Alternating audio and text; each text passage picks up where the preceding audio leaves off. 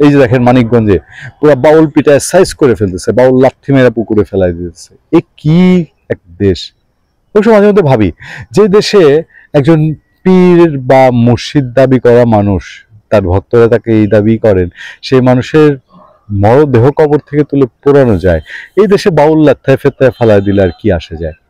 দুই চারটা বাউল পিটাবে, জেলে দিবে, এটি তো এই দেশ স্টাইলিস্ট। এই দেশে মাজার ভেঙে ফেলবে, মাজারে সাধনা হতে দিবে না, সাধক বাউলদের গান গাইতে দিবে না, তারপর আপনার লালন সঙ্গীত হইতে দিবে না, বসন্ত উৎসব হইতে দিবে না, নবান্ন উৎসব নানান ছলাকলে পিছায় দিবে। তো এই দেশে বাউল ছাউল লাথি মাতি লাথি গোতা খাবে না তো কে খাবে?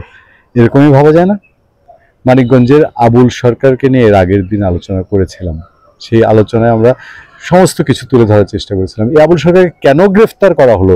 পত্রপত্রিকা কোনো নিউজে পড়লে আপনি ওই হেডলাইনে যে কি আল্লাহ তাআলার নামে তারা বলছে, তাদের অভিযোগ যে আল্লাহ তাআলাকে তিনি খাটো করছেন। যদি এরকম হয়ে থাকে সেটা অন্যায়, কিন্তু সেটা ডকুমেন্ট কোথায়? একটা অংশ একজনের কেটে চেটে যা ইচ্ছা তাই প্রকাশ করলে হলো।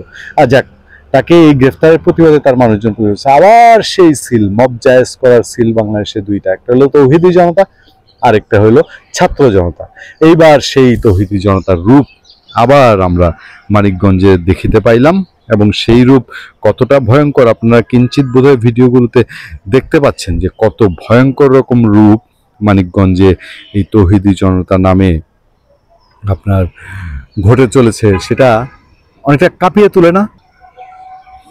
মানিকগঞ্জে ধর্ম নিয়ে কটূক্তির অভিযোগে বাউল শিল্পী আবুল সরকারকে আটকের পর তার মুক্তি ও শাস্তির দাবিতে পাল্টাপাল্টি কর্মসূচিকে কেন্দ্র করে উত্তেজনা ছড়িয়ে পড়েছে। আমরা দেখেছি দরজা ভেঙে বাউলদের বের করে এনে থুমচে পিটানো হচ্ছে, তারা উৎসবে উচ্ছ্বাসে মেতে উঠছে, পুলিশ আসছে উদ্ধার করে নিয়ে যাচ্ছে।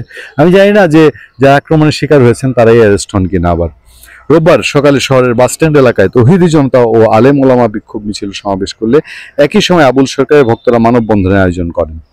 এতে শহরের বিভিন্ন স্থানে উত্তেজনার সৃষ্টি হয়। এ সময় সরকারি বালক উচ্চ বিদ্যালয় মাঠের পাশে বাউল ভক্তদের উপর হামলা চালায় তৌহিদি জনতার একটি অংশ। আচ্ছা, এই হামলা যে সফটলি লেখা হয়েছে ব্যাপার কিন্তু তা না। এ ঘটনায় আহত অন্তত 3 জন বাউল ভক্ত, তারা হলেন নামধাম দেওয়া হয়েছে। হামলার শিকার আরো কয়েকজন দ্রুত ঘটনাস্থল থেকে পালিয়ে যান, পানির মধ্যে চুবায় পড়ে লাফায় পড়ে যান বাঁচিয়েছে পালিয়ে যান। পুলিশ জানায় দুই পক্ষের পাল্টাপাল্টি কর্মসূচি ঘিরে উত্তেজনার আশঙ্কা থাকায় আগে থেকে আলাদা সময় বেঁধে দেওয়া হয়েছিল। তবুও বিক্ষোভ চলাকালে বিচ্ছিন্নভাবে বাউল ভক্তদের উপর হামলা হয়, আহতদের উদ্ধার করে হাসপাতালে প্রাথমিক চিকিৎসা দেওয়া হয়েছে।